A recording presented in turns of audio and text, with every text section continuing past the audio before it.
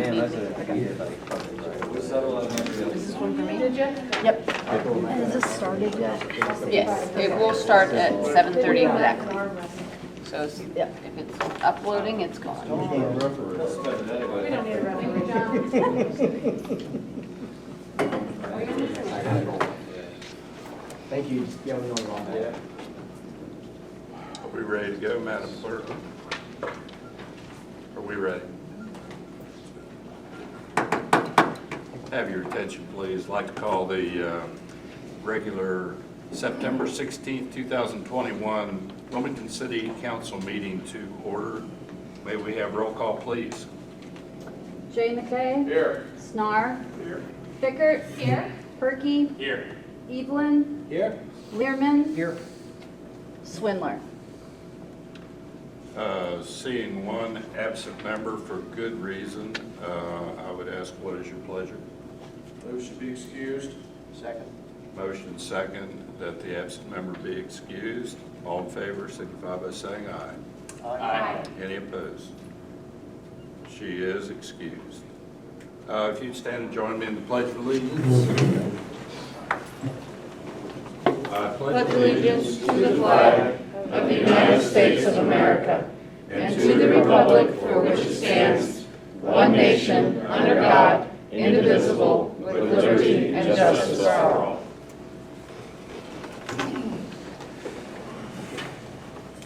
If you join me in a brief moment of silence, please.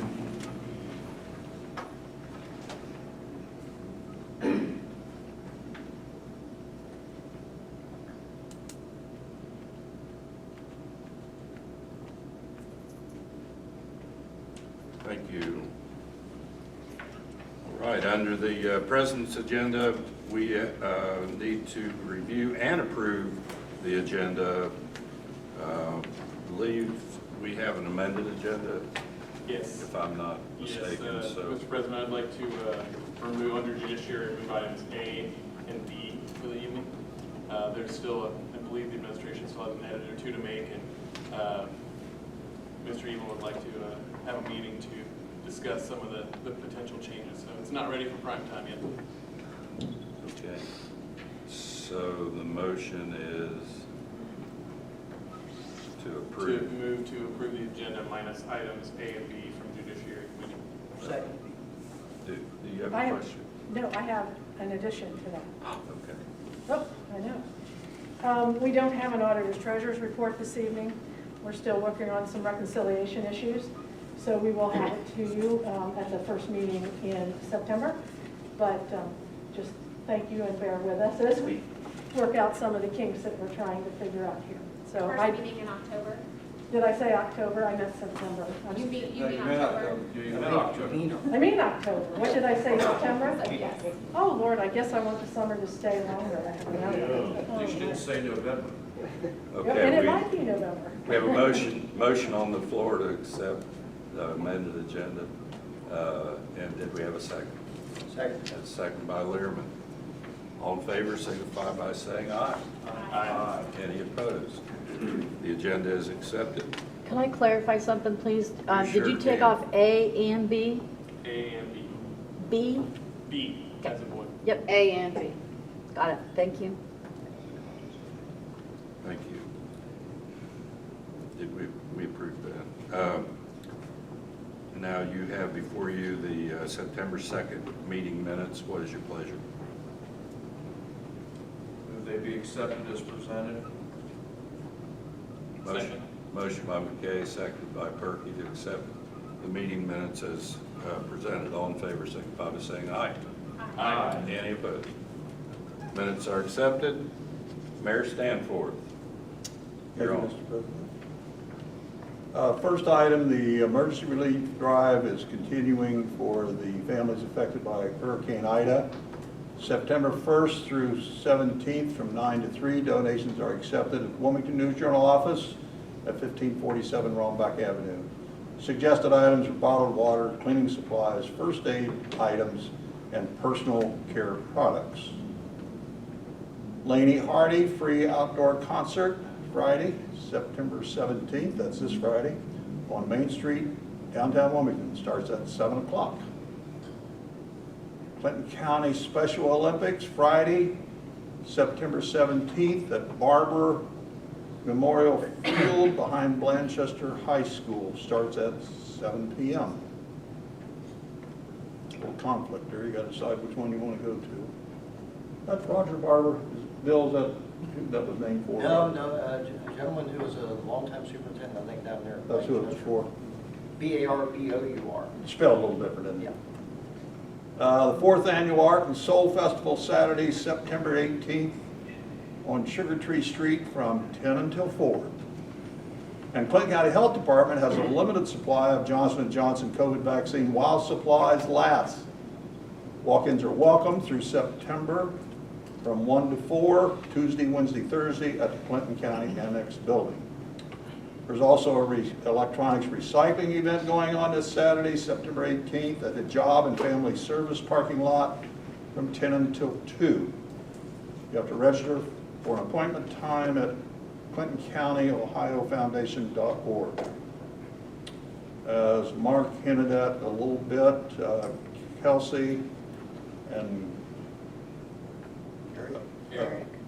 Eric, thank you, have a new daughter, Louisa Kate Quindon, and congratulations to that precious little child.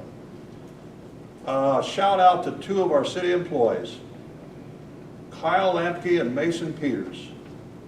Drive by 209 East Locust Street, right next to a Song and Story. We had to replace a sewer line, I think, there, wasn't it, Rick? Up the alley, and took out part of the retaining wall, the property owner's retaining wall, which we had to replace. And they did an outstanding job. I'm just so proud of those 2 guys. Take a look at their work. They do us a great job. And then I have one more announcement. Mr. Evelyn, Mr. Mayor? you have a wedding anniversary. Yes, I do. How many years? 53. 53. Congratulations. And where is he tonight? Where is he tonight? Congratulations, Mary. She's put up with all this. So it's tonight? It is. Is it condolences or congratulations? Yes, maybe Mary was tired of it and said, hey, you got to go to council. Just keep it as short as you can, would you? Back to you, Mr. President. Thank you, Mr. Mayor. I'll nudge you if he deserves it. Auditor Vance, was that your only report that you wanted to make? That's all I have to say at this point this evening. Thank you. Mr. President. Safety Service Director, Mr. Scheidegger. I better be brief. No legislation tonight, but I thought this would be a good opportunity to give a Romback Avenue construction update. I've been getting some questions, and let's just set the record straight and go through this real quick on what, and this is my warning, this is the update today. Tomorrow could be different, next week could be different, next month could be different. This is what we know now. If you were dropped here from outer space and aren't aware of the Romback Avenue project, The audience can't see. I know, you're gonna have to stare at my backside. So over 3 miles of paving, new sidewalk, shared use path, new traffic signals that will communicate with each other.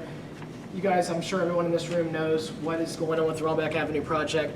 New water main, all the good stuff. Here's the picture again of the Romback Avenue on the west side. The new water line was between the Fife Avenue, the First Financial Bank Point, all the way down to Newham. That's the water line replacement. Shared use. Brian, you said Newham, I think you misspoke. What did I say? Newham, the water line goes down to Oak.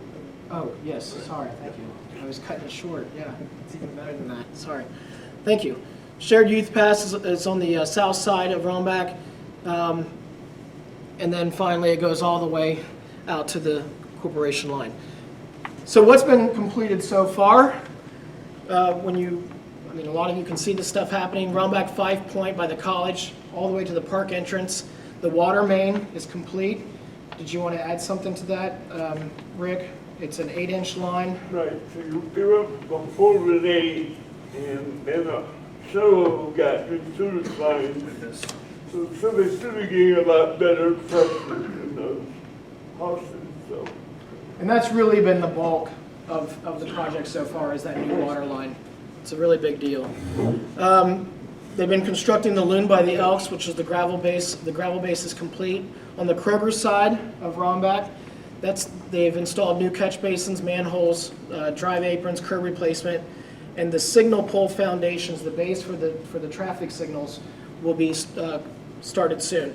The utilities are still in the process of being relocated as well. So that's some of the stuff that's happened so far. Most of the work, as you already know, has been on the south side, the Kroger side, and currently the lane closures are the middle lane and the 2 south side lanes. And we project that will occur until about October 11th. So we're looking at the middle of next month when it'll shift to the next phase. So what's happening between now and the end of the year? The low side of Rombach, basically they're going to be doing the same thing that they did on the Kroger side. They're going to be replacing the catch basins, manholes, drive aprons, curb replacement. The traffic poles foundations will be installed. Pavement repairs for areas that will not last through the winter will happen between now and the end of the year. And they're going to winterize any structure in anticipation of winter weather and snow plows, and the utility relocations will still be happening. What you will see in mid-October is that lane shift to the low side. So now the 3 lanes, the middle lane, the 2 northern lanes will be closed, and the 2 southern lanes will be open. It'll be shifting to the low side instead of the, to the Kroger side instead of the low side. So this is the big news. This is the good news. So I anticipate this will probably happen mid-December, but to be safe, I'm going to say January. January through April of 2022, all the lanes are going to be open. So it'll be open to the public, to the traffic. It'll be what you were used to before all this happened between January and April of 22. Because what will be happening during that period? Hopefully the traffic signals, and this is all contingent upon delivery of materials. As everybody knows, there's a big holdup on that. Their goal is to get traffic signals replaced during that time period. So that would be the only thing that I would anticipate occurring during January and April, with all the lanes being open. So in the spring, that's when the exciting stuff happens, the full depth repairs. The asphalt plants, they open up in April, so they will start paving. They'll do the shared use path at that time. And like I said, mill and overlay, final payment, the markings, the entire project. And the anticipated completion date is June of 2022. Hopefully it'll be sooner than that once they get up and running in April. And then finally, how do I stay informed? I can't emphasize this enough. We have a website with our projects right there. We have where you can subscribe by emailing us, and we'll give you updates. Or most importantly, you can call. Your information on Rombach Avenue, you're not going to get the best and most accurate information from Facebook, Instagram, Snapchat. What are some of the others? You're not going to get the most accurate information because we're not on that. So if you want to know what's going on, go to the website, email us, or call us. So that's all I have as far as Rombach Avenue. Any questions on the schedule? One question I had, when we get to the post-January, that time when we're doing traffic signals, does that impact any lane closures or anything while they're doing this? Possibly, but what they're telling me is they would probably just close one lane. Like it'll either be the southernmost lane or the northernmost lane, so not as big of an impact as what we're going to be experiencing. But not for a substantial amount of time. Correct. Yeah. Did you want to set up the next for me?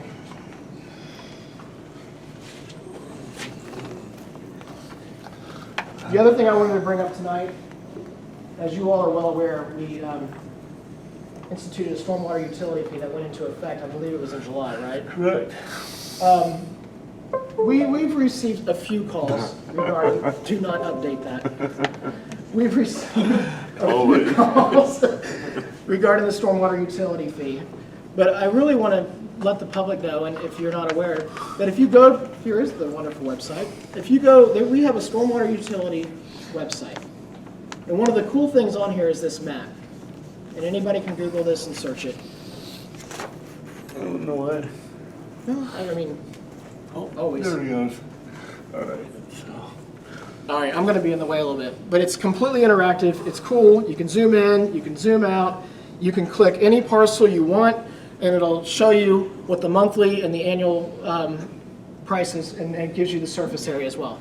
So I encourage everybody to look at this, because if you don't agree with the surface area that's currently being calculated on this map, you can appeal that to the city of Wilmington. In fact, we've had some people already do that. Yeah, and we corrected it here, yeah. On the surface area. So check it out. It's really neat. You can click it, see what, if you agree if they are covering impervious surface or not. If you disagree with it, you contact the city, the stormwater utility manager, and we will take a look at it. That's my first thing. That was all part of our ordinances. The second part that I want to bring up is we have received a few calls from citizens who are asking about credits. And credits do exist in other communities. I think Rick can touch on this better. It's about half of the communities allow for credits. And there's a lot of different varying credits as well. The number one complaint that we've received are from citizens who make the argument that their stormwater is running directly into the creek. And so, yeah, if you want to go ahead and show that real quick. Rick, you go ahead and you can talk about this example if you want. Okay, so this is another town, but it illustrates the situation. So this is a parcel here and a creek that runs right along it. You can see it through the trees. So all of this stormwater runs directly to the creek. Now it goes out to the stormwater. So in this, we've had three local property owners, bring up this exact thing. My property drains to the creek, I shouldn't have to pay this. So, Brian talked about a credit system. We did not build any credit system into our ordinance, into our program. But we can talk about it if you want. So, here are some of the issues with the credit system. One, I just want to bring this up again. Only 50% of the communities our size and greater in Ohio even have a credit system. That's half. It's something worth considering. But of the half that does have a credit system, only 25% of them allow for credits for this type of activity. So it is only about a quarter of the stormwater utility systems that we have in Ohio that actually allow for a credit. My concern with this is it can become, because we have to decide, okay, is 100% of their water going into the creek? Is 50%? Is 25%? What does that credit look like? And that can be an issue. That's something that I've discussed with the mayor. I don't know if you want. Well, conflict of interest here. I've got about 60,000 square feet of roof, and it drains into Vital Creek. So why do I have to pay that? Because that's the way the ordinance is set up. And if I'm given a credit, remember how we come up with this formula? We took how much money we need, and then what was our hard surface area, and you divide them up, you do the math, and this is what you go charge everybody. So it's all equitable. But if I'm suddenly given credit, then somebody else has to make up that shortfall. And who do we put that on? Do we put that on the other business owners? Do we put it on residential property owners? Or do I just pay my fee? Well, additionally, Mr.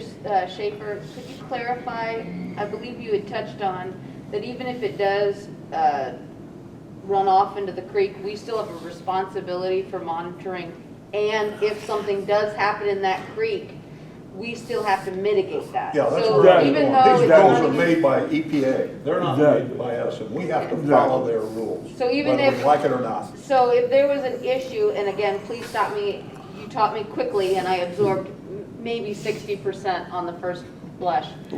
But if there is a runoff and then an issue later, the city is culpable and responsible for mitigating that runoff, even if it was from that home. where it came from. Correct. It's So- on us, So yeah. part of that stormwater runoff, Right, regardless right. of whether it goes into storm sewer, like specifically, the program, not to make it about Dan, the economic development program was not about a person, it was a program. And the stormwater program is not about just our pipes and drains, Right. it's about a program. And our utilities go into administering the whole program, which also includes mitigating the creeks that your runoff may go into. Correct? Absolutely. That was a defining clarification for me, and it might help council just so we're all on the same What's page. your definition of mitigating? I would let him define mitigating. Whatever it takes. I mean, if we have Cleaning to, the water or cleaning the creek? right, well, right, but all the above, if you have to get a boot into the creek, the whole, to skim the pollutant or whatever the situation called for, we'd have to jump in and do that. It all depends on the situation, if it's, and how fast it's running and how fast we catch it, and every situation is different, so. You have an unhappy resident on Wayne Road that's talked to the water department, they called Brian's office and his cell phone, and the mayor's office, and they've not gotten a call back. That's not true. I don't care what he told you. We have responded. And it was negative. It wasn't the answer he wanted. The one that gets a sheet, so you haven't called it back. He's not telling you the truth. So that's why we wanted to get in front of this, because they're going to turn to council. These few individuals will probably turn to council, and if it's something that you want to discuss in committee or in full council, we're obviously very transparent. We can talk about it all you want, but I'm just trying to get in front of it because they're going to start calling you next about credits, and we want you guys to have, we want council to have the information. You never had a public hearing on it when we voted on it. Did you talk about credits at a public hearing, and did you decide that, or is it just something that you forgot about that? Well, I mean, when we had it before council in the open meeting, we laid out how it would work, that everybody would be paying based on their previous service. And so, so there's no discussion of credits because it was done, proposed at the time, but we said what it would cover, so. Does anybody have questions about this? I mean, it's not to put it on council, but I am putting it on council because the way it's written right now, there are no credits. So that's what's in the ordinance. That's the way it's written. And as it turns out, I'm familiar with this town, and that property and no other property get the credit, even though they're right on the creek. So it's not automatic, Not to end on a down note, but that's all I have this evening. Any questions about anything? Should have done this first, then round back up. Yeah, I guess so, yeah. All right. Okay. Thank you. Appreciate it.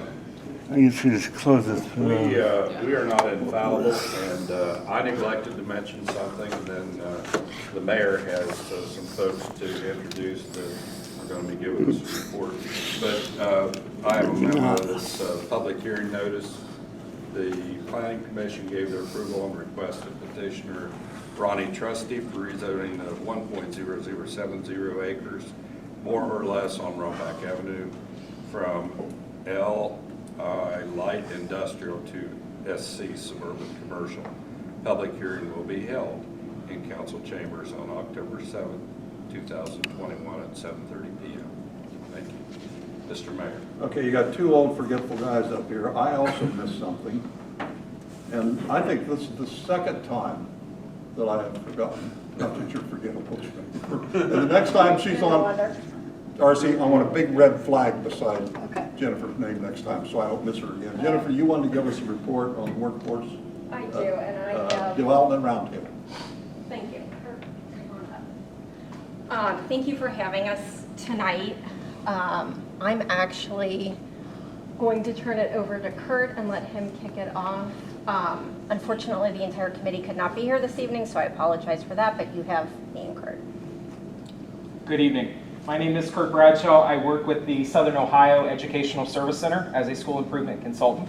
And we are here this evening to give you an update on the workforce development roundtable work that members of the community have been engaged in over the course of the last several months.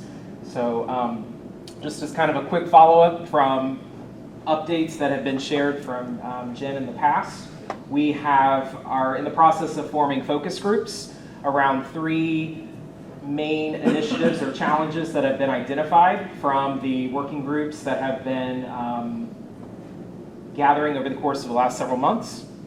Our goal here is to work on providing workforce development opportunities not only for high school age students, but as well as adults in the Clinton County community. With that being said, take an opportunity just to briefly share a little bit about each of the 3 working groups. I'll speak a little bit about the first and then pass it over to Jennifer to talk a little bit about the next 2 working groups. The first working group is focused around school and community connections. Our goal here is to bridge employers and business owners in the community with our educational partners, not only our K-12 educational partners, but also our higher education partners in the community. What we're finding is employers have needs that are not being fulfilled, and schools have needs that are not being fulfilled. So our goal is to try to bridge these 2 together, bring folks together and have some conversations and ultimately get to some action to provide more opportunities for high school age students and as well as adults in the community around workforce development, but also find out what is it that the businesses and employers in the county are able to do in supporting the schools. Are they interested and able in hosting students with job shadowing experiences, apprenticeships, and internships? Are they interested in allowing educators to come in and tour their facility? Many of the educators who teach in Clinton County do not reside in Clinton County and therefore are really unfamiliar with what a lot of the employers and businesses do here in the community. So that's just one example of things that we're trying to find out. What are the businesses willing to do to partner with the schools? And then in turn, what is it that the schools are wanting to do in partnership with area businesses and employers? So that's the first, and I'll pass it to Jen to talk a little bit about the education and training. So Tammy Keller from Ohio Means Jobs was heading up this subcommittee, and like I said, she could not be here tonight and sends her regrets. So I'm really just going to read her what she would have said. So the education and training working group was looking at things like soft skills and trying to instill in the students why they're important, why employers care about things like teamwork and critical thinking and time management and showing up on time and doing what you're asked to do. So that was one of the items that they were looking for. They're also serving schools and employers for internship opportunities, mentoring, apprenticeships, and certifications. So they're looking at, like Kurt said, creating that bridge between education and the business community in terms of those soft skill training, hard skill trainings, and matching them up a little bit better than maybe what we've experienced in the past. We do have 2 surveys that are out currently. One is for educators, one is for the business community. If you're interested in participating in our survey, and I hope that you would because the city is an employer, we can get that to you if you and your respective business would also like to weigh in. You don't have to have come to any of the other committee meetings or whatnot to participate. We want as much feedback as we can get. We are trying to create a robust data set so that we can figure out how it is that we're moving forward with both our educators and our businesses. The final group is what we call the logistics working group, and that looked at things like transportation, housing, childcare, broadband, some of those really tangible things that we know are missing in our community and what we can do to address that. Allison's been great. She's been showing up. We have spent a lot of time talking about transportation needs, both in the city and in the county. So this working group is made up primarily of those employers. And so we are meeting again next week to devise a survey to get that into the hands of employees to really ascertain what it is they need. Would they ride some kind of ride share sort of thing, or a bus, or are there economies of scale that we can put together to help the employers get the employees to the place of business, right? You can't go down the street without seeing 5, 10, 15 help wanted signs. So trying to address those gaps in our community is important. It's important for the people who are here, for our businesses who are here, and it is important for those businesses that we're trying to attract here. It shows that we're being proactive, it shows that we care about our community, and it shows that we really take this seriously. So again, the offer is open.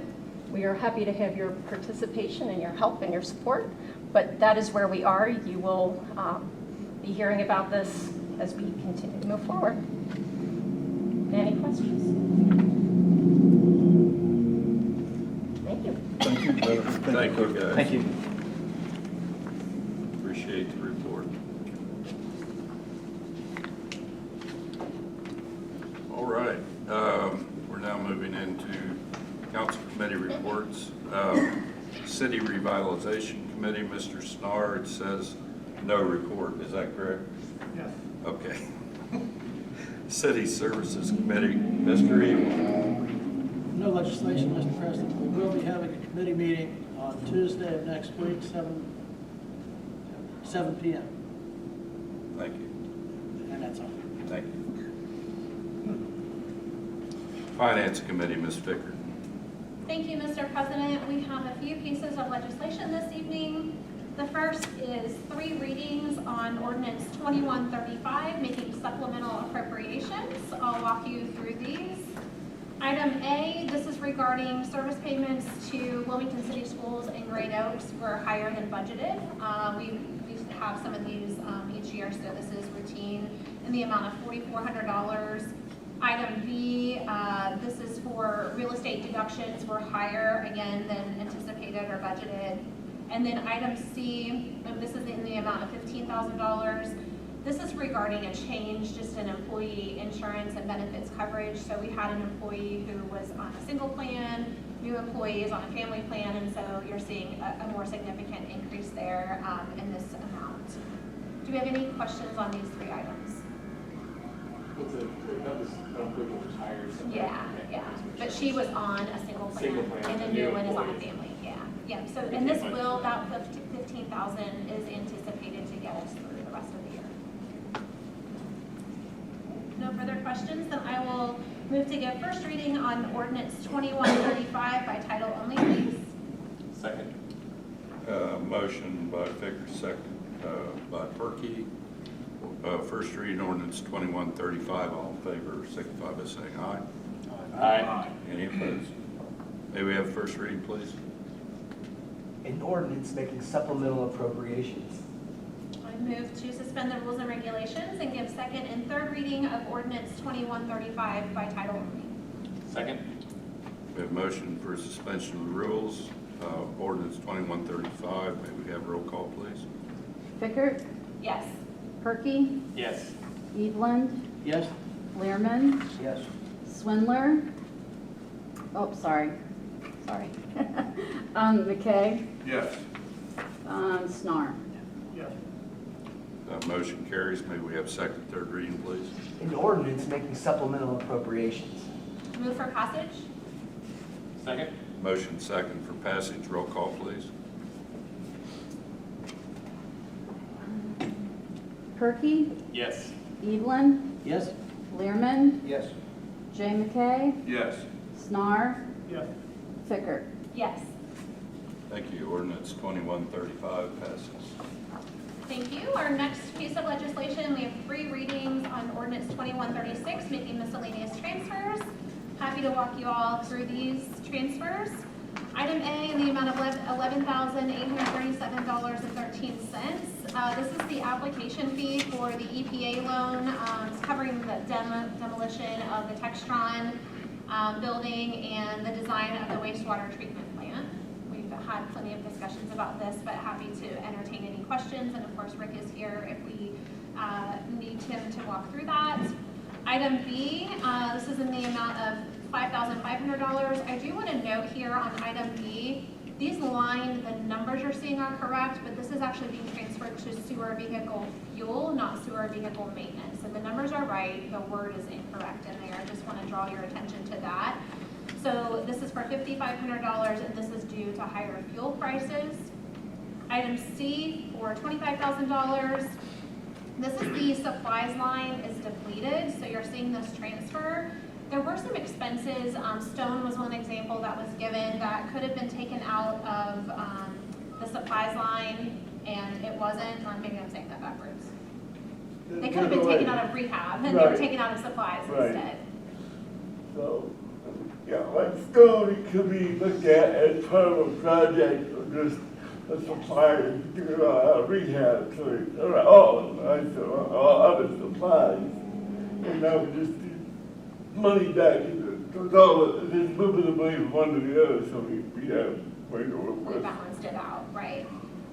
Item D, this is for $4,000. This is also regarding higher fuel prices. And the last item, E, for $10,000, this is due to higher chemical prices. Rick, the only question I'll ask, which Councilperson Swindler would ask if she were here, is are we okay through the rest of the year with all Right, these that transfers? should get us there unless it's a surprise. So that is the intention. That'll get us to the rest of the year. Thank you. Are the chemicals specifically related to fluoride addition, or is it just? Not yet. It does the every year. The fluoride, the first year was part of the grant. Yes. So next year there'll be another Okay, about that's- 4 fluoride. But not, I was wondering if we not had now. exhausted that research No. yet, so. Not Okay. Any other questions on ordinance 2136? Okay, then I will move that we give first reading on ordinance 2136 by title only, please. Second. Motion by Vickers, second by Perky. First reading ordinance 2136. All in favor signify by saying aye. Aye. Any opposed? First reading, please. An ordinance making miscellaneous transfers. Thank you. I move to suspend the rules and regulations and give second and third reading of ordinance 2136 by title only. Second. Motion second for suspension of rules. May we have roll call, please? Edlund, Yes? Learman, Yes. Yes. J. McKay, Yes. Snar, Yes. Fickert, Yes. Perky. Yes. Motion carries. May we have second and third reading, please? An ordinance making miscellaneous transfers. Move for passage? Second. Motion second for passage. Roll call, please. Learman, Yes. J. McKay, Yes. Snar, Yes. Fickert, Yes. Perky, Yes. Edlund. Yes. Ordinance 2136 passes. Thank you. Our last item this evening, we have three readings on ordinance 2140. This is regarding the alternative local government formula. These are the formulas provided by the auditor's office. It's an annual piece of legislation that we do. Do we need any further discussion on this item? Did it change from last year? I do not believe it did. No, Has not changed it's in not quite some changed time. for multiple years. Yeah, It's been the same. good question now. Okay, I will move to give first reading on ordinance 2140 by title only. Second. Motion second. First reading ordinance 2140. Now, this is marked as a resolution, Darcy. Oh, I'm sorry, resolution, yes. Well, it's on the minute, or on the agenda as an ordinance, so it is a resolution, Okay. correct? Okay. We have a motion second for the first reading, resolution 2140. All in favor signify by saying aye. Aye. Any opposed? First reading, please. A resolution authorizing the alternative local government formula. I move to suspend the rules and regulations and give second and third reading on resolution 2140 by title only. Second. Motion by Baker, second by McKay. Suspension of the rules. Roll call, please. J. McKay, Yes. Snar, Yes. Fickert, Yes. Perky, Yes. Edlund, Yes? Learman. Yes. Thank you. That motion carries. May we have a second and third reading, please? Resolution authorizing the alternative local government formula.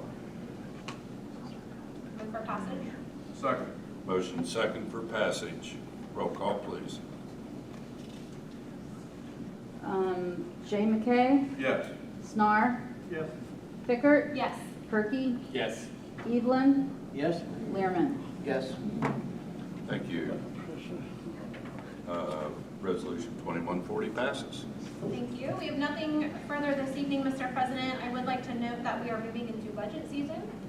So as we've done, I don't know how many years I've done this now, but I'll be working with administration on those budgets, and then we'll be having finance committee meetings, and we'll work to bring that to full council in similar ways that we've done in the past. So it is upon us. Get ready. Absolutely. Thank Thank you very you. much.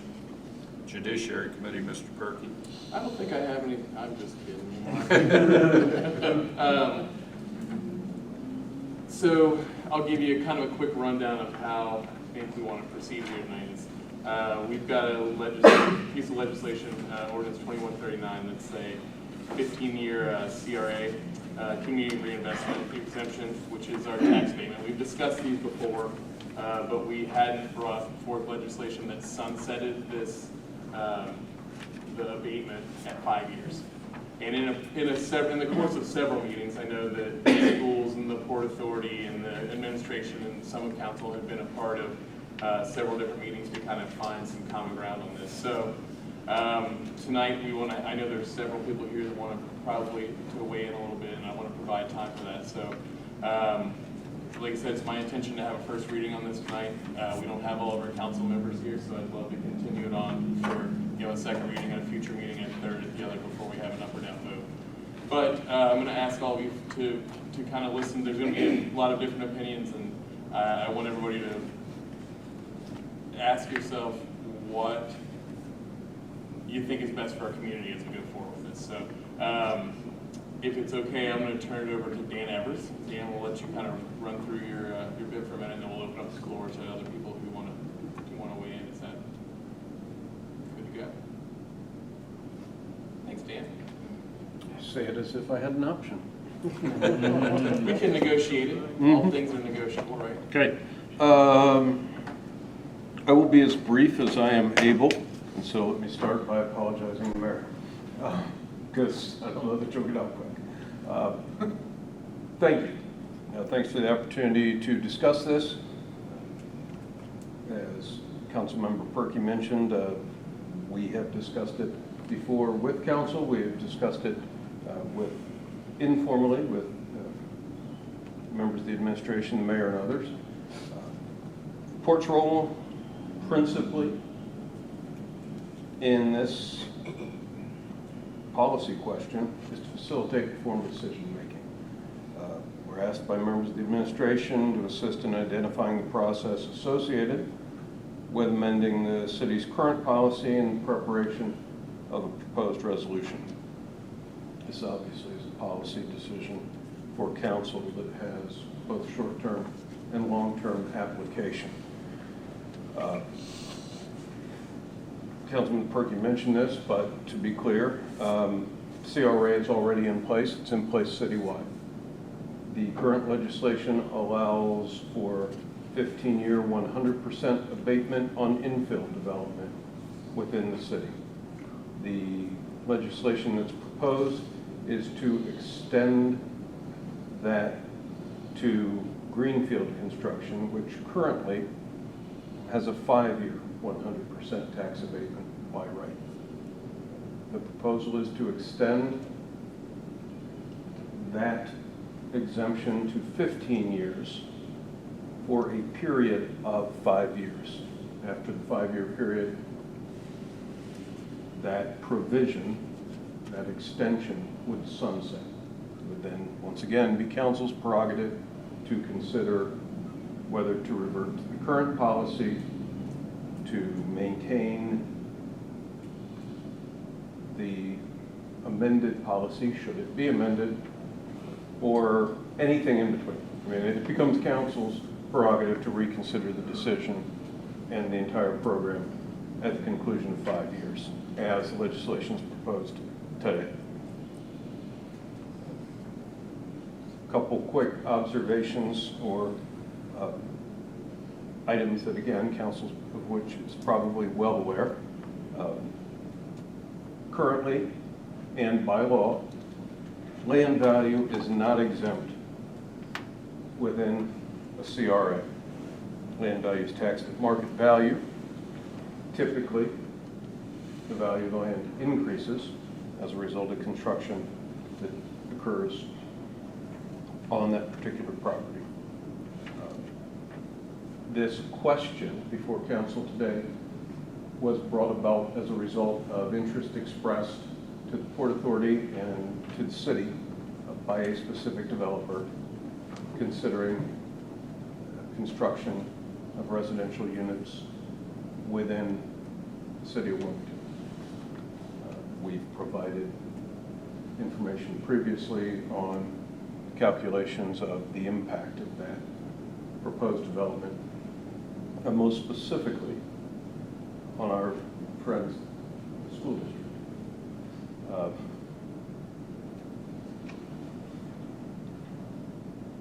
The models that we've used, the models that we've looked at, assume that the development would result in approximately 220 new homes being constructed with an average sale price, and this now we believe is conservative from the time we first shared these numbers, of $220,000, of which $40,000 would be attributed to land value.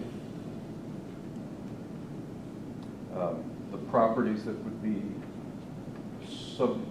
subject to this development, it would be a portion of this development, are currently taxed at a CAUV level, agricultural use. CAUV statewide results in a reduction in tax liability of between 90 and 95%, or 93% typically. Currently, the two parcels that would be the subject of this development, this proposed development, generate approximately $564 annually in revenue to the school district. The school district receives roughly 50% of property tax within the city of Wilmington, so additionally there's $564 that's distributed amongst all the other entities, including the city, that receive inside millage on property tax. Once the properties are no longer actively farmed, and that's generally recognized as once the properties are platted for development, whether development occurs or not, those properties lose their CAUV designation and become taxable at market rate beginning in the next tax year. So for example, if farming ceases at the conclusion of the 2021 farm season, the property becomes taxable at market value in tax year 2022, payable 2023. When that occurs, property owners are obliged to repay the prior 3 years of CAUV benefit. So essentially a catch-up on the CAUV reduction. That's generally due with the first year's tax bill at full value. Some counties, and we have not yet determined if Clinton County does this, may bill for recapture immediately.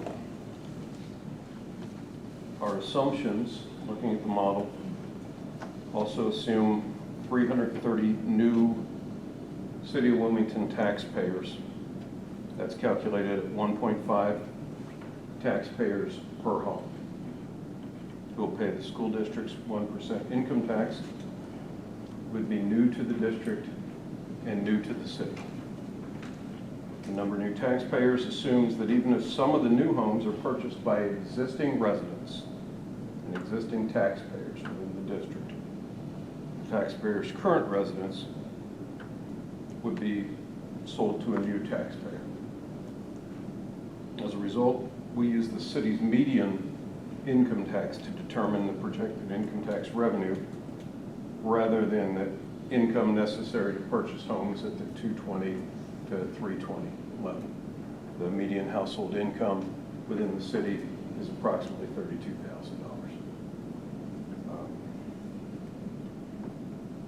We think those numbers are fairly conservative in total, because it would require significantly more than 32,000 times 1.5 to purchase a $250,000 home. So as we project value, as we project revenue to both the city and or the school district, we think our calculations are intentionally conservative when we look at value.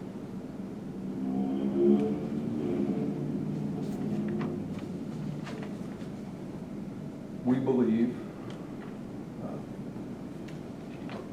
from a policy standpoint, to kind of conclude where I began, obviously this is a city council decision. We were asked to participate. We were asked to do the math, to look at the impact. The developer who brought the question forward is actively interested in developing approximately, over time, approximately 220 homes in our community. It's reasonable to assume that all 220 homes won't be developed within a 5-year time period, which means that the 15-year exemption will only be applicable to a portion of those homes. As you likely recall, when we gave you an executive summary of the Danter housing study that the city, the county, and the Port Authority co-funded, projections are for plus or minus 20 homes in this, an absorption level of plus or minus 20 homes per year in this price point. So logically, even if this development does extremely well, over 50% of the homes would not receive a 15-year abatement, rather they would receive a 5-year abatement.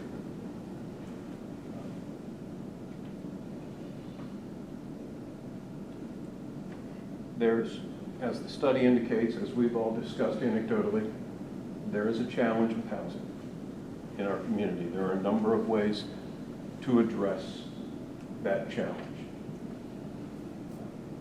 One of them is before you, which is to take a short-term increase in an incentive to generate a commitment long-term for a significant increase in our housing stock. Housing stock that doesn't exist in excess today in our market. Housing stock that creates an opportunity for residents who are in our community to stay in our community and move up one house. Those residents, those homes, those rental units they may be occupying today, and the Danter study speaks to this as well. It creates a ripple effect. It creates the move-up effect, where folks who need a home at a lower price point can find a home at a lower price point in our community. No one has to leave our community. Folks can come to our community at multiple levels and find housing. The development that's proposed, the developer who is proposing it, we've heard from several people, a general philosophical observation or concern that, well, they're just putting money in the pocket. I can't stand before you and say I've never encountered a developer that doesn't put money in their pocket. And setting aside that there's still no rule against making money. But in this particular case, the premise behind the extended incentive is to create more buying power for the homeowners.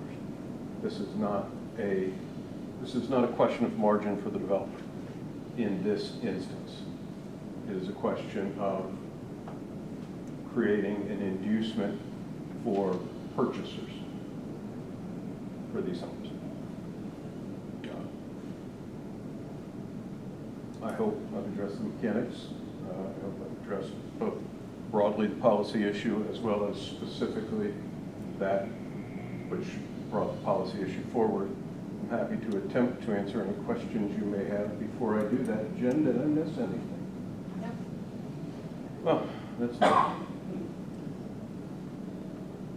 Thank you, Dan. I appreciate it. Thank you. I'm sure maybe questions that come up, but we'll deal with them on the fly. So I want to make sure we give everybody a chance to talk. And I think I should start with our representatives from Wilmington City Schools. We have Kurt Bono and McCarty Stewart. Would you like to, we didn't discuss ahead of time, but I didn't know if you wanted to say a few things or if you're just observing or where you're at. So sorry to put you on the spot. I just wanted to give you ample time. Thank you. So we have, as Dan has mentioned, had lots of conversations about this. And as somebody who has raised her 2 children in the Wilmington City Schools and is very passionate about the Wilmington City Schools, this is a very difficult subject because we're very torn. We want, and I want, for as much as the vitality of our school or community. And we know that there is a housing crisis. I know that I could probably retain more employees and teachers within the own school system by having some type of housing like this. But I'm also here as a superintendent, and my first priority are the students. And as I've shared with the developers who have had an opportunity to speak with, and anybody who will listen to me, is that it is so important that we're going to attract people into these homes, the healthier the schools are. We currently do operate with a 1% income tax, which is 16%, it provides a 16% of our revenue. And I've already received, and we know it's probably, we should have asked for more. But right now in these times, I need to ask for what I believe this community can support. So by not saying that this will hurt us, 220 properties, put a child in each one of those houses, which is probably a lower estimate. That's 220 more students. That I need to hire at least 9 more teachers, probably add a few buses, and then try to find just a few more bus drivers to run those routes. There's a huge cost to this, and to do it right. So there's the minimum standard, and then there should be the Wilmington standard. So we do need these funds. This does come to a cost with us, and to sit back and not say that this is money that we need to educate our students, and at the level that you all expect, that our families expect. And so that was what I would advocate. And I'm very torn. I understand the ask. We would love to all have that crystal ball that would say this is going to prime the pump and get things going in the right direction. Would be great, but I'm going to turn it over to Kurt, because Kurt may have a few other numbers or specific numbers in terms of an understanding again of what we can predict. We're not receiving it now, so we know we're not losing it. But giving up that and saying, oh, no. See, already with the abatement over the last 5 years, we've said we've not received over $135,000 of revenue that would have gone into our school system with the current. And that was at a very slow trickle, the housing that was built, some of the numbers. So I'll turn it over to you. I'll give them more. Mindy covered primarily the majority of our stats. But the real concern for us as a district is the amount of revenue that will be lost, because as they said, we receive 50% of those funds.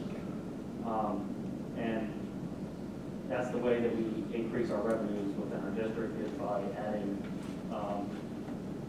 new housing. So taking away that mechanism for us to collect new taxes, we will no longer have that as an option as houses are built in the next 5 years. And then that'll have a ripple effect for the next 15.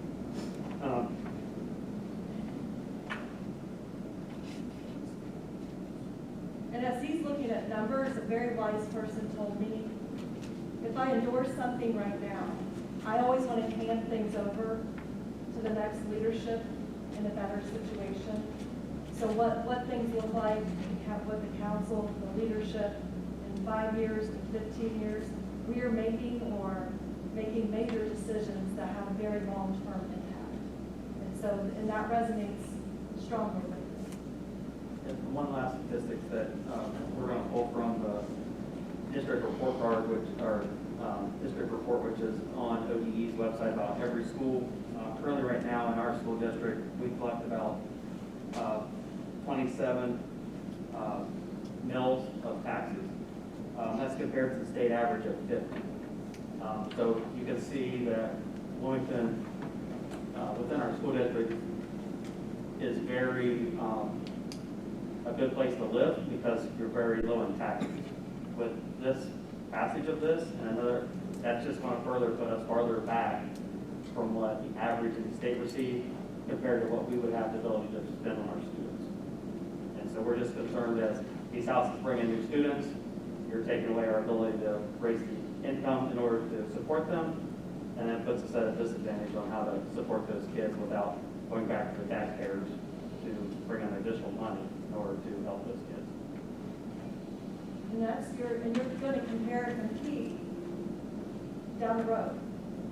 You know, what are those opportunities that the students that are missing in Wilmington because of that loss of revenue, that down the road that they're receiving, as Kurt mentioned. Again, it's a very affordable place for a $220,000 home for a very low property tax rate.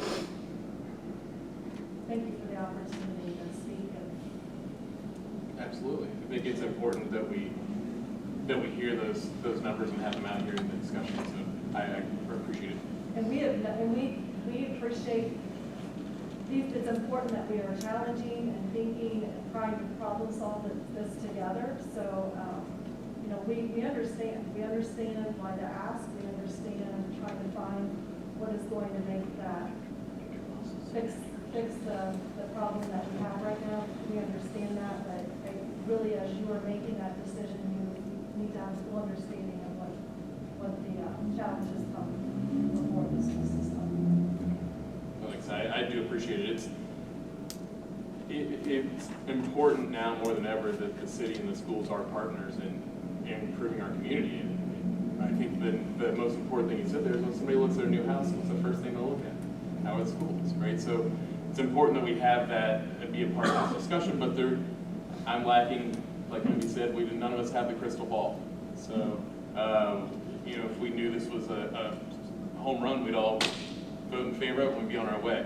But we want to bring up the issues that, knowing that this is a decision that isn't made lightly, we want to bring up those issues and discuss them here in front of everybody. So I want to take a few minutes and to open up the floor to anybody here that has some opinions about it. I know, Mark, you like to keep everybody to 2 or 3 minutes, right? So try to keep it brief, but does anybody want to weigh in on any of the? Can I ask Absolutely. Cindy a question? The 27% that you're getting as opposed to 50% was a choice that you made. You made it because you went from a real estate tax to an income tax. So I can understand that you ought to bite the bullet and say, yeah, you're only getting 27%, but I'm paying 1% in Social Security. I wouldn't be paying any increase to you. So he's talking about having 220 additional taxpayers that you're going to collect 1% of their income from, which is going to be well in excess of what you're going to be giving up on the real estate side. And I don't think you would put those numbers on the table. You're just saying that 27 ought to make us feel bad that everybody else is getting 50, but other places are getting 50, aren't getting 1% of my total income. City, we got earned income. You guys get total income. So when we made the decision back in 97, 98, or whatever, we did that. We went from real estate to income. You're living with that, and I think for 220 residents, it's going to be more than making up for the value you're losing in real estate tax. Paul, if I could, let me interject something too. Let me go back to my time on the school board. And the first original 1% income tax went down. It went down very strong back when we had Mr. Warner as our superintendent. One thing we did was we had that 5-year renewal, which generated $854,000. It was originally a 5 mil levy. It was factored down. It was 3.5 mils. What we did, we let the taxpayers know if the income tax was approved, we would let that roll off the tax duplicate. Yes. The history will show that.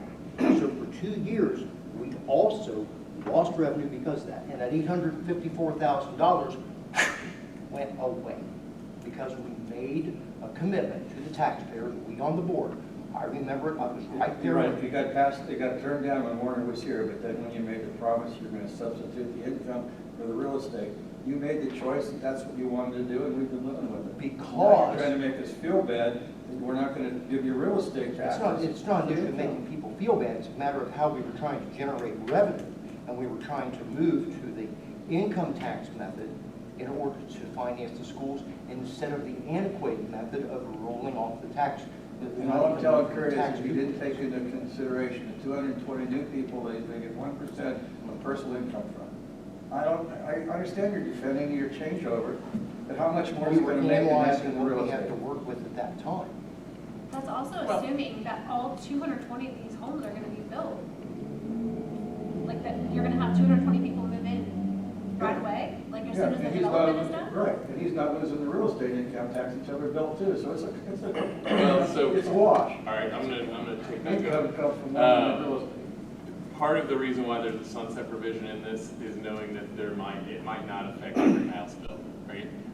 The incentive is to attract a developer to want to build here. The incentive for us is that they have a limited window to do it in. So while I appreciate what you're saying, I don't know, I can't look in the crystal ball and tell you that all 220 houses would end up in that or not. I can't tell you what may happen on council 5 years from now, 10 years from now when I'm not here. Well, they're getting immediate income because as soon as the CAUV goes away, it goes to be market value in real estate, they're gonna get 95% more of their income, but they're gonna get it for 15 years. And So they'll still get that money. it's also, remember, the appraised value of the lots will always stay there. That's exempt from the tax payment. So anyone else have anything they'd like to point out tonight or like to discuss briefly? I see a hand. I'm sorry. Hi, I'm Marcia Benham with Benner Realty, local agent here for many years, many moons, I guess. And I do specialize in residential real estate. And I know that many of you know the struggle that we've had in this community with low inventory of homes. Everything from rentals to single family, condos, new construction, the whole package here. And I had looked up some information on the Cincinnati MLS, and I just wanted to share some of these statistics with you. Just today, there are currently 52 active homes for sale in Clinton County, 19 of which are active in Wilmington. Pending or on contract sales, 75 in the county, 29 are in Wilmington. And since the first of the year, the solds are 314 sales for Clinton County. 128 of those are in Wilmington. The average days on the market range from 13 to 15 days. The sold price range in Clinton County is from $18,900 to all the way to $675,000, with Wilmington indicating from $35,000 to $465,000. And with that being said, how quickly these homes are moving, we are faced with just this low inventory and then these multiple bids. When a house comes on the market that is priced right, we might get 10 bids on a house. And it's so hard and difficult to tell your client that even though they bid over the asking price, once again, they lost out on a home. And so that I've even had some go over 30 to 40,000 over the asking price for a bid. And I mean, that's just insane. So, what has happened, along with my fellow realtors, we struggle to find them what they're looking for. So we're having to usher these clients down to Warren County, Greene County, all around, instead of here in Clinton County, where we should, be. I would say, except for what's being built out in the county or developed, those two subdivisions in the county, there, as far as I know, no active subdivision here in Wilmington. There's a few single-family lots, but not, the subdivision setting that people are looking for. And, we presently are in need of family homes in the price range from $150,000 to $325,000. And we have many senior citizens, such as myself, that are living in a 2-story home need to go to a 1-story home. You know, we have young professionals looking for their first home, people that want to downsize, people that want to upscale. But we're not, you know, getting that movement because of this low inventory. So, you know, basically what our buyers are looking for, I would say the biggest percentage of them want move-in ready homes. They don't want anything that they have to go in and, you know, put a bunch of money in, and that's what we're lacking in. And so, you know, right before our eyes, you know, we have the opportunity, you know, maybe to approve another extension, you know, of the Timberland subdivision. And it would just help make this movement and be a win-win for the whole community. Not only bringing more people here, but buying homes, but, you know, they would have jobs here. They're going to shop here. It's going to generate money for our schools and more. And I just think that we need to keep vested in, you know, Wilmington and Clinton County, instead of sending, you know, all of our, well, not all of our money, but a lot of money to other counties for the home buying process. And, you know, much of our growth starts with our housing. So I just hope that the information I shared with you would maybe help, you know, justify your decision. Thank you. Thank you, Marcia. I appreciate it. Can I ask Marcia, if I could just, a couple of quick questions. You say that the predominant buyers are looking for something move-in ready. Does your developer who's looking at this site propose a certain number of spec houses on the site? And if so, how many, and would they commit to a certain amount of takedown over a short period of time? Well, that I really don't know. I was just asked to come here and speak from a realtor's perspective, so I would have to ask Jeff. Do you know how many? No, not right now. Okay. Yeah, I don't have that information. They talked about. I guess I got. Go ahead, Jeff. They've talked about building a model home. Maybe one or two. They did talk about doing that.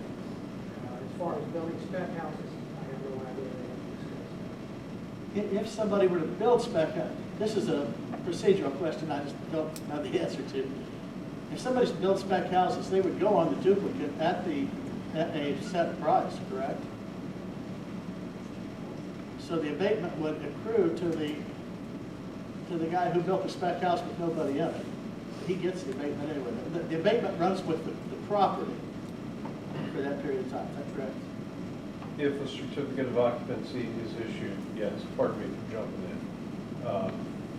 If a certificate of occupancy is issued, if the homeowner files the application for exemption, yes. Property under CRA cannot be, and jump in here if I, property in a CRA does not receive an exemption until two conditions are met. Certificate of occupancy is issued and an application is filed with the housing officer for the jurisdiction in question, which I believe is Mr. Scheidler in the city.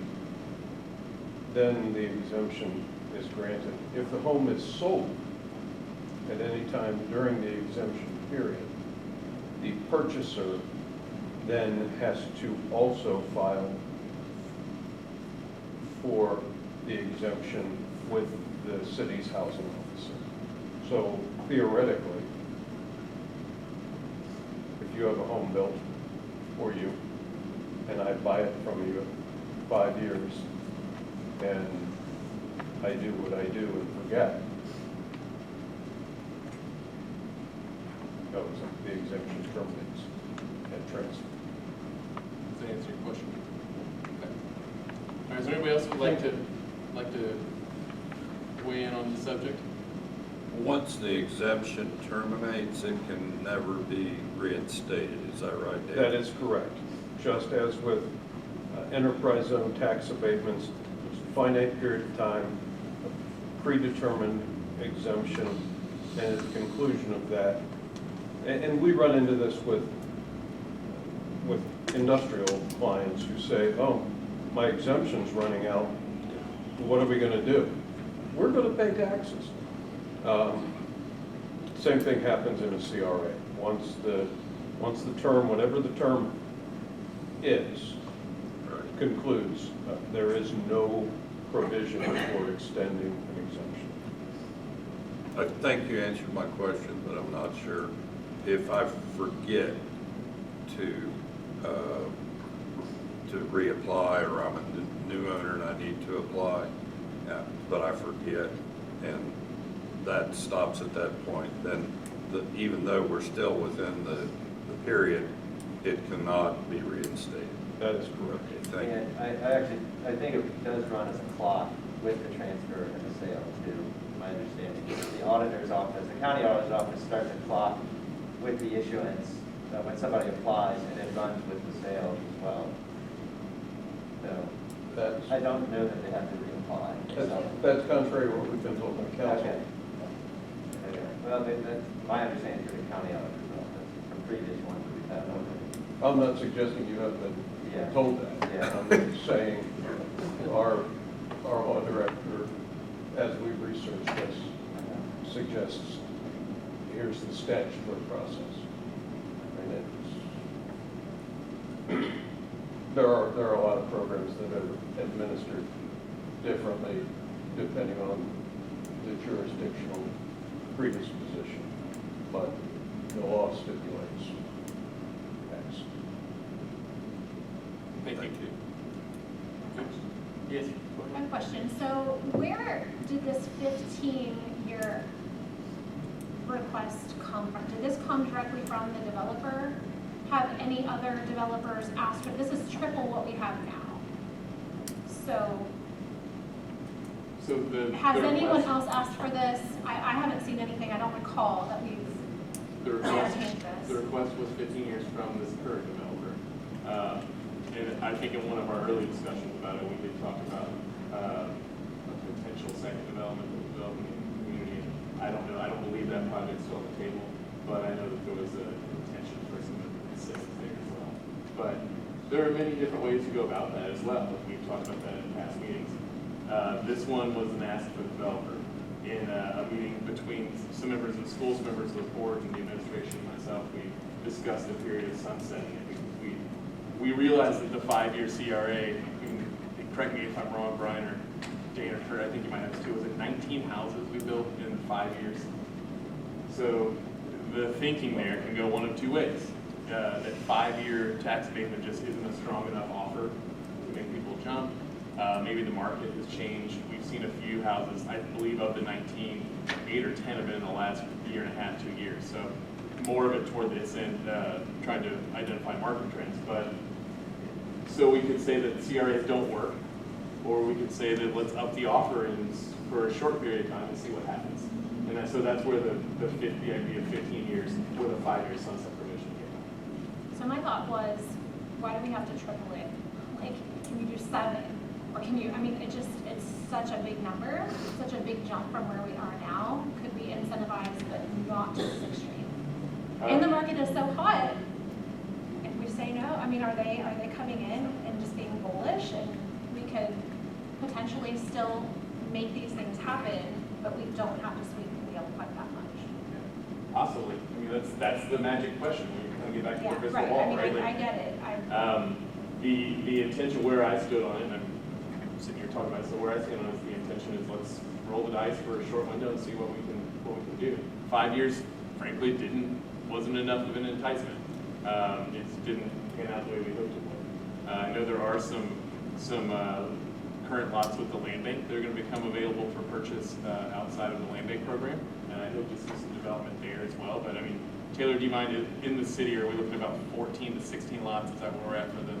I think it's probably over 20 at this point. Over 20 now. So those had to be held for 3 years in the program before they could be sold.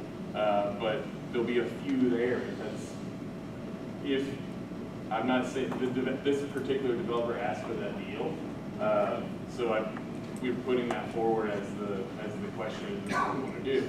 Obviously, as we've discussed in past meetings, you could do 7 years, 10 years, you could do 50% of 7. You could adjust percentages or years however you see fit. But right? That this would take effect for all Greenville, so other people could come in behind this developer, and we could have even more, which, again, I'm thinking about balancing those budgets. And Chrissy, the reason for the 15-year was to do infill development. And it was never intended for greenfield, never was. And the thought process was, there's not a lot of infill development anyway, so it's not going to impact the schools very much. And indeed, what they thought 6 or 7 years ago, I don't remember whether they did it. It's been 7 years. That's kind of true. This is a different cookie here. There's a whole different cookie. And I'm not in favor.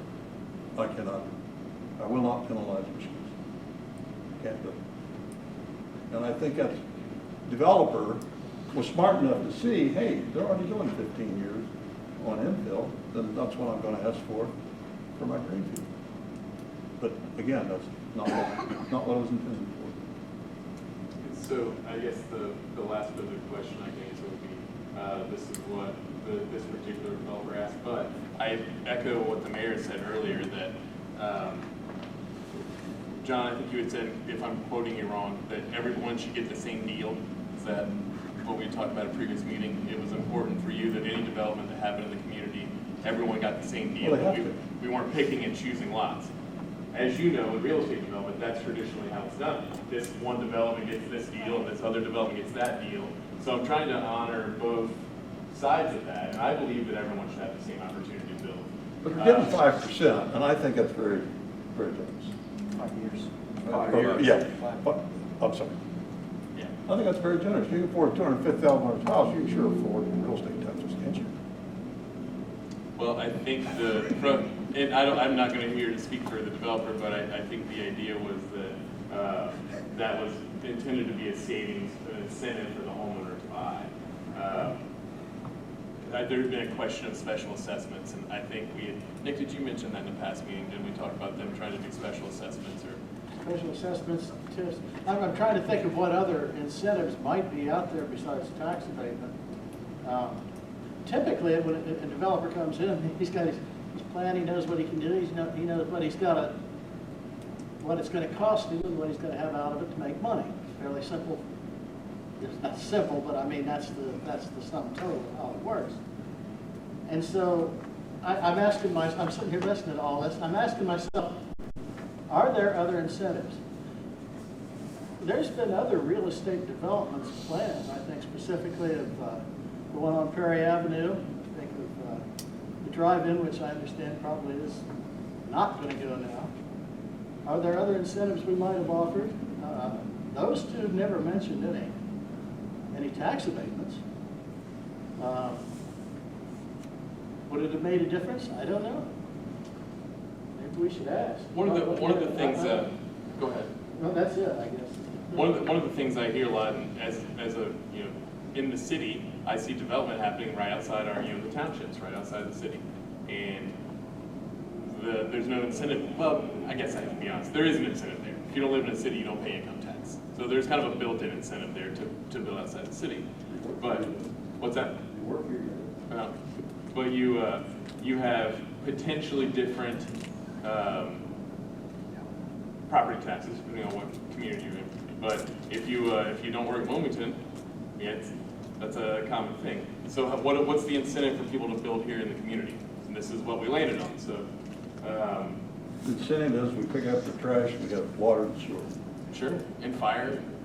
We don't have a fire levy. I mean, there are a lot of incentives to living in the city, but we've seen 5-year CRA hasn't gotten it done. So at this point, we all acknowledge, everyone in the room acknowledges that housing is one of our more important issues in this community. Marcia spoke to the lack of housing stock, creates extremely high volatility in the market, creates over-asking offers, which is great if you're selling, not so much if you're buying. The lack of stock causes people to move away to other areas and commute in, which doesn't last forever. I think maybe you were kind of referencing that when you were talking about your teachers, right? Some of the teachers that have to live outside, it's just not, it's only sustainable for so long. So when we look at how to put this together to make an incentive for somebody to build here. This is one that's on the table. I'm not saying there couldn't be other offers, but we've kind of, I hate this phrase, but I'm going to say, we've kind of kicked this can around or down the road for the better part of 6 months now, with no real movement. And the feeling I got from the developers was we need to move forward with something or else. But to mimic what John said earlier, I think it is important that that whatever offer we land on or don't land on, that everyone that potentially wants to develop here has a chance at the same deal. Sunsetting the provision gives us a chance to have a small window and see if it works. Otherwise, we're just using the crystal ball. Does anybody else have any questions or anything they would like to add? I have one question to Dan. Sure. So if somebody builds a house in year 3, for example, assuming they're going to get a 15-year, you're saying the city council can all of a sudden cut his legs out after the 5 years and say you can't get it any longer? No. I thought you said that they could change the 15-year plan. They can, but that would be for any construction subsequent. Subsequent. Got it. Does anybody else have anything they'd like to add? That's important for people to understand. It is. Yes. This is a really odd way to try to generate investment or development. But it seemed like the most feasible because we already have a current CRA in place, so it does have the option of losing potential value for schools. But I also said this too: 100% of zero is zero. So if we don't ever do any development, if we use what we've done for the last 5 or 6 years and build a few houses here and there, we're not going to generate money for the schools. So it kind of comes to catch-22 of what does it take to kickstart this project and what is the right thing. So that's why we've got this here in front of us today for us to discuss. Sometimes we have really easy issues in front of us, and sometimes they're more difficult and require some thinking and some time. So that was my intention upon asking for a reading over the next 3 meetings. Go ahead, Kirk. I got one more question. Yes, sir. I'm trying to understand real estate market supply. So Marcia said that we have buyers who are willing to pay $30,000 to $40,000 over asking price. This incentive is incentivized to build. So we already have not enough supply here, so we have buyers willing to overpay the market. Why? And this incentive is not for the builder because they're not going to profit from the tax abatement. So why aren't the builders building here? That's the question. That's what we're trying to ask. So an incentive incentivates the buyer, right? But we have buyers. Well, we don't have buildings. We don't have houses. We have buyers that might not want to enter that's not the same causality in my opinion. I mean, I think you have to add new housing, you have to have somebody come in and develop it, build the infrastructure and all that other stuff. But yes, the intention from this one developer was that it became a way for them to guarantee the sales. Not as much of a, hey, come get a cheap house. It's we know that we'll stay competitive regardless if the market turns by having that as an incentive. So. Anybody else? I think most builders are looking at communities where there are incentives to build homes. I represent a number of builders in our insurance firm, and where they are building are going to communities where they have more than a 5-year abatement. So there are communities out